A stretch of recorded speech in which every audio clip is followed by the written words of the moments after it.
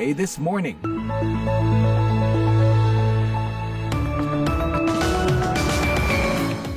Hello, good morning, selamat pagi. Selamat berjumpa lagi dalam siaran VOA This Morning, edisi Kamis 6 Maret 2025. Salam hangat dari Studio 17 VOA di pusat kota Washington DC yang bersuhu pada kisaran antara 10 hingga 15 derajat Celcius. Seharusnya cukup hangat dan sangat nyaman, tapi sayangnya sejak siang tadi turun hujan. Semoga banjir juga di Jakarta dan di tempat-tempat lain di Indonesia sudah surut dan mudah-mudahan puasa Anda tetap lancar. Ya pendengar, saya Leonard Triono dan kali ini saya didampingi oleh produser Bani Rahayu dan juga teknisi kami Nick Ivanov. Berbagai laporan terkini dan informasi menarik telah kami siapkan, diantaranya dalam pidato di Kongres, Trump puji langkah awal pemerintahannya. America's momentum is back. Our spirit is back, our pride is back, our confidence is back. Pendengar, pasca penghentian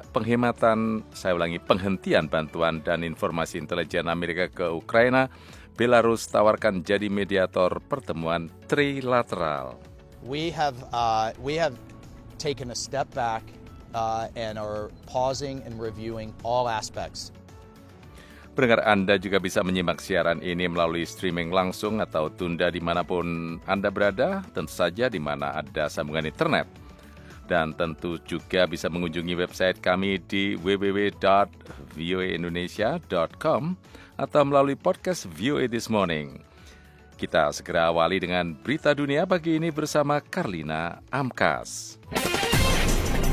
Selamat pagi, Amerika Serikat telah menghentikan sementara berbagi informasi intelijen dengan Ukraina setelah hubungan antara Kiev dan Gedung Putih memburuk, kata Direktur CIA John Ratcliffe Rabu. Presiden Amerika Donald Trump dan Presiden Ukraina Volodymyr Zelensky berselisih pendapat di ruang oval pekan lalu. Insiden ini disusul penangguhan bantuan militer yang penting dari Amerika, sekutu utama Ukraina. Ratcliffe mengonfirmasi bahwa berbagi informasi intelijen telah dibekukan karena Ukraina berupaya mengalahkan invasi Rusia.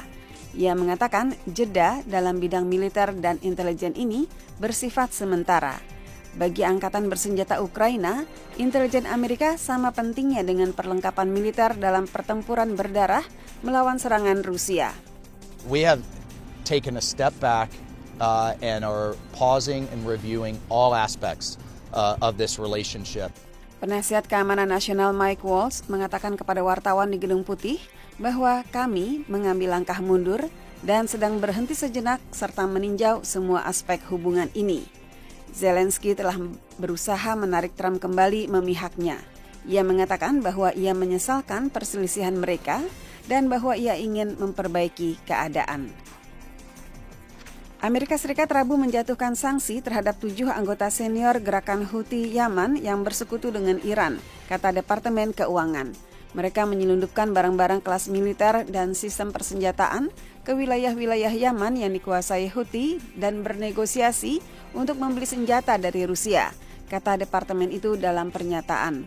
Departemen Keuangan juga menjatuhkan sanksi kepada Abdul Wali Abdo Hassan Al-Jabri dan perusahaannya Al-Jabri General Trading and Investment Company karena merekrut warga Yaman untuk berperang di Ukraina atas nama Rusia dan menggalang dana untuk mendukung operasi militer Houthi, katanya. Pemerintah Amerika berkomitmen untuk meminta pertanggungjawaban Houthi atas perolehan senjata dan komponen senjata dari pemasok di Rusia, Tiongkok, dan Iran untuk mengancam keamanan Laut Merah, kata juru bicara Departemen Luar Negeri Tammy Bruce dalam sebuah pernyataan.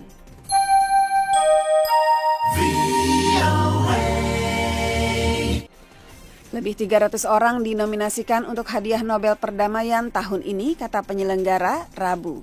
Para politisi mengeklaim bahwa mereka telah mengajukan Presiden Amerika Donald Trump dan Paus Fransiskus untuk penghargaan tersebut. Sejalan peraturan Nobel yang sudah berlaku 50 tahun, identitas para kandidat dirahasiakan, tetapi Trump dan Paus adalah dua nama yang disebut-sebut tahun ini, bersama mantan Kepala NATO Jens Stoltenberg. Meskipun panitia penghargaan selalu bungkam tentang para nominasi, mereka yang memenuhi syarat untuk mencalonkan bebas mengungkap nama orang atau organisasi yang mereka usulkan. Pada Senin, anggota Kongres Amerika Darrell Issa menulis di X bahwa ia juga akan mencalonkan Trump untuk hadiah bergengsi itu. Ia menambahkan, tidak ada yang lebih pantas menerimanya. Pencalonan tersebut dimotivasi upaya Trump di Timur Tengah. Anggota Parlemen Ukraina, Alexander Meresko, juga mencalonkan Trump pada November lalu.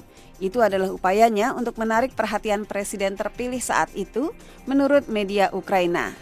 Pada tahun-tahun sebelumnya, Trump juga pernah diusulkan sebagai kandidat, tetapi pencalonan tahun ini akan sangat menarik perhatian. Ia telah memicu kontroversi dengan membuka perundingan dengan Rusia tentang perang di Ukraina dan mengguncang sekutu Eropa dengan perubahan kebijakan luar negeri Amerika. Korea Selatan dan Polandia Rabu menandatangani perjanjian untuk memperdalam kerjasama. Kedua sekutu merasa bersatu dalam masalah keamanan, meskipun terbentang jarak geografis yang sangat jauh di antara mereka. Menteri Luar Negeri Cho Tae-yul dari Korea Selatan dan Radek Sikorski dari Polandia menandatangani rencana aksi yang membeberkan hubungan mereka dalam bidang politik, ekonomi, pertahanan, dan budaya hingga 2028. We both reaffirmed that there is a need to further strengthen our cooperation for transregional security cooperation encompassing both Europe and the Indo-Pacific. Kami berdua menegaskan kembali bahwa ada kebutuhan untuk lebih memperkuat kerjasama untuk kerjasama keamanan transregional yang mencakup Eropa dan Indo-Pasifik dalam kerangka kemitraan NATO IP4, kata Cho. Ia merujuk pada kemitraan NATO dengan sekutu di kawasan Indo-Pasifik, Korea Selatan, Jepang, Australia, dan Selandia Baru. Keduanya telah menjadi mitra strategis sejak 2013 dan Korea Selatan telah menjadi pemasok utama senjata ketika Polandia berupaya memodernisasi pertahanannya. Demikian berita dunia, VOA Washington. Saya Karlina Amkas.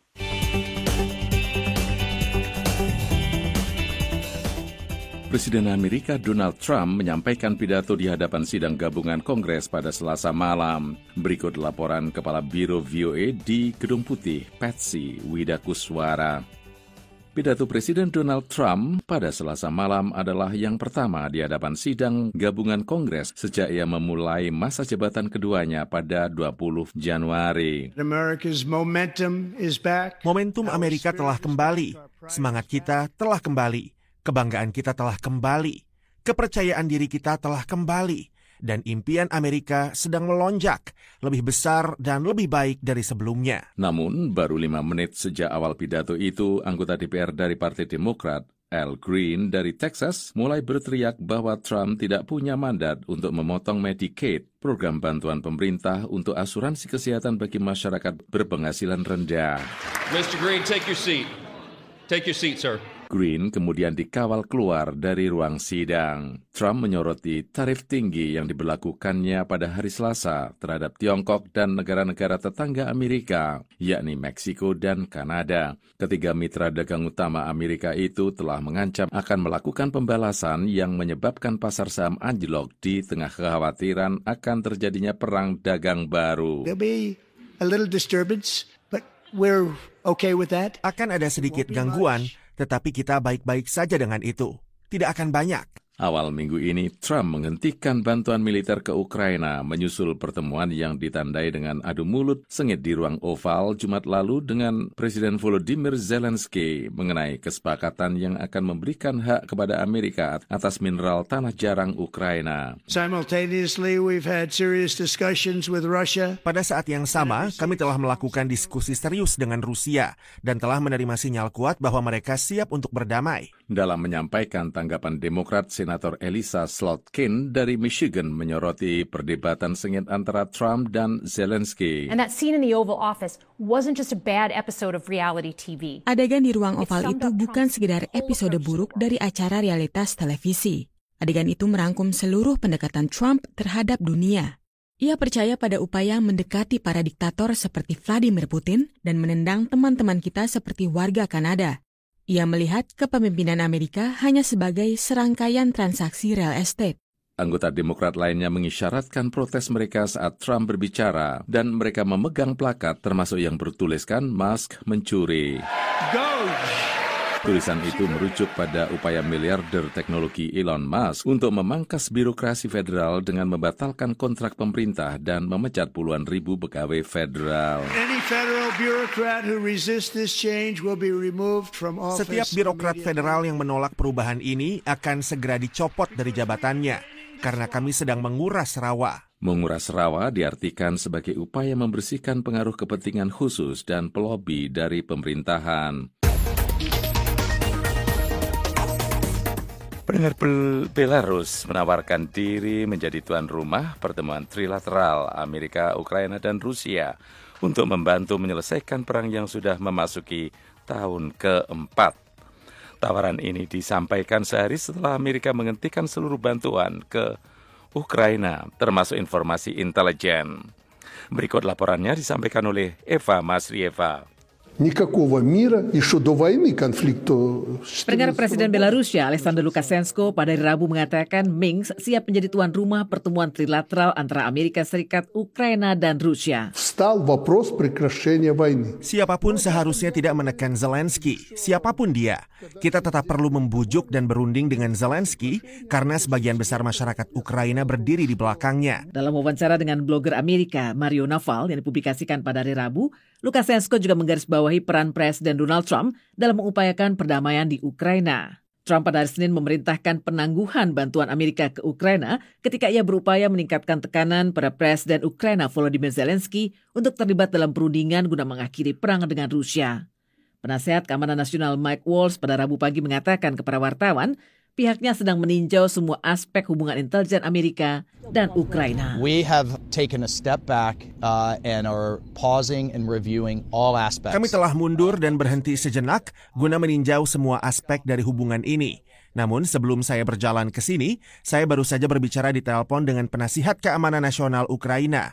Kami bicara tentang putaran negosiasi berikutnya mengenai lokasi, delegasi, dan substansi. Saya pikir kita akan melihat pergerakan dalam waktu yang sangat singkat. Members of the United States Congress, thank you very much. And to my fellow citizens, America is back. Berbicara di hadapan sidang gabungan Kongres untuk pertama kali di masa jabatan keduanya pada Selasa malam atau 4 hari setelah pertemuannya di ruang oval yang menegangkan dengan Zelensky, Trump mengatakan ia baru saja menerima surat penting dari Zelensky yang menyeratkan kesiapannya menandatangani perjanjian mineral tanah jarang. Kapanpun Amerika bersedia. Zelensky mengkonfirmasi kesiapannya untuk berunding lewat X. Bagi warga Ukraina yang menderita di bawah bombardir Rusia, pemangkasan bantuan Amerika merupakan pil pahit. Saya berharap Trump akan mengubah pandangannya. Korban agresi tidak bisa dianggap bersalah dan sekaligus dihukum, kata Victoria. Lalu dapatkah Eropa menutupi kekurangan bantuan militer dari Amerika? Pakar Rusia di Mayak Intelligence Mark Chilotti mengatakan kepada VOA, There are certain systems ranging from Patriot missiles. Ada beberapa sistem tertentu, mulai dari rudal Patriot hingga suku cadang untuk tank Abrams dan pengangkut personel Bradley yang digunakan Ukraina. Yang satu-satunya cara bagi Eropa untuk mendapatkannya adalah dengan membelinya di pasar terbuka, dan itu akan memakan waktu lama. Dalam perkembangan terbaru, Presiden Ukraina Volodymyr Zelensky Rabu siang mengatakan siap menghadiri KTT Uni Eropa yang akan berlangsung di Brussels pada hari Kamis. Ми готуємось до саміту ЄС, який відбудеться вже завтра в Брюсселі. Kepala Kantor Kepresidenan Ukraina Andriy Yermak dan Penasihat Keamanan Nasional Amerika Mike Waltz telah melangsungkan pertemuan pada hari Rabu dan kami melihat ada momentum ke depan, ujar Zelensky. Demikian laporan tim VOA. The Voice of America, VOA. Presiden Indonesia Prabowo Subianto memasang target dalam program hilirisasi nasional yang katanya untuk membangun kedaulatan pangan dan energi. Pengamat menilai banyak hal yang harus diperbaiki oleh pemerintah untuk mewujudkan tata kelola yang baik dalam program hilirisasi. Reporter VOA Gita Intan melaporkan dari Jakarta. Menteri ESDM Bahlil Lahadalia mengungkapkan pemerintah menargetkan investasi besar-besaran untuk mendorong hilirisasi industri di dalam negeri yang mencakup berbagai sektor strategis, termasuk minyak dan gas, pertambangan, pertanian, dan kelautan. Di mana kami telah memutuskan hilirisasi yang ditargetkan kurang lebih sekitar 618 miliar US dollar untuk di tahun 2025. Ia menjelaskan, untuk tahap pertama, pemerintah akan memulai program hilirisasi dengan 21 proyek yang nilainya mencapai 40 miliar dolar Amerika Serikat. Dalam kesempatan ini, Bahlil mengatakan pada tahap pertama akan ada proyek yang dibiayai oleh Danantara. Bahlil merinci beberapa proyek hilirisasi yang akan dilakukan oleh pemerintah. Di antaranya di sektor gasifikasi batubara, di mana pemerintah menargetkan pengembangan proyek produksi dimethyl ether atau DME sebagai substitusi LPG. Ekonom KOR Indonesia Muhammad Faisal mengungkapkan program hilirisasi yang akan dilakukan oleh pemerintah merupakan rencana yang baik mengingat masih banyak komoditas tanah air yang kurang dikembangkan sehingga kurang memiliki nilai tambah. Hilirisasi menurutnya bukan hanya persoalan meningkatkan nilai tambah, tetapi juga berkaitan dengan efek domino yang akan dirasakan di dalam negeri, seperti salah satunya penciptaan lapangan pekerjaan. Namun, Faisal menekankan kepada pemerintah masih banyak yang harus diperbaiki dari program hilirisasi yang telah dilakukan oleh pemerintah sebelumnya. Kalau kita berkaca dari hilirisasi nikel, itu banyak catatan yang kaitannya dengan kelemahan dalam hal membangun keterkaitan ekonomi di lokal, di tempat smelter itu berada. Kemudian bagaimana smelter juga mempengaruhi dampak terhadap lingkungan di sekitar lokasi. Dan bagaimana juga permasalahan-permasalahan kaitannya dengan tenaga kerja. Dalam kesempatan ini, Faisal juga menyoroti kebijakan tarif yang telah diberlakukan oleh Presiden Amerika Serikat Donald Trump ke beberapa negara. Menurutnya, kebijakan proteksionisme ini pastinya akan berdampak kepada Indonesia cepat atau lambat. Demand itu memang akan berpengaruh karena ada kebijakan proteksionis Amerika. Tapi bukan lantas semuanya itu mengalami penurunan karena kebijakan yang sifatnya general ya, seperti itu. Karena satu, kebijakan proteksionis Amerika itu juga sasaran utamanya bukan Indonesia. Ya, sasaran utamanya itu adalah China, Meksiko, Kanada, dan Vietnam. Dari Jakarta, Gita Intan melaporkan untuk VOA Washington.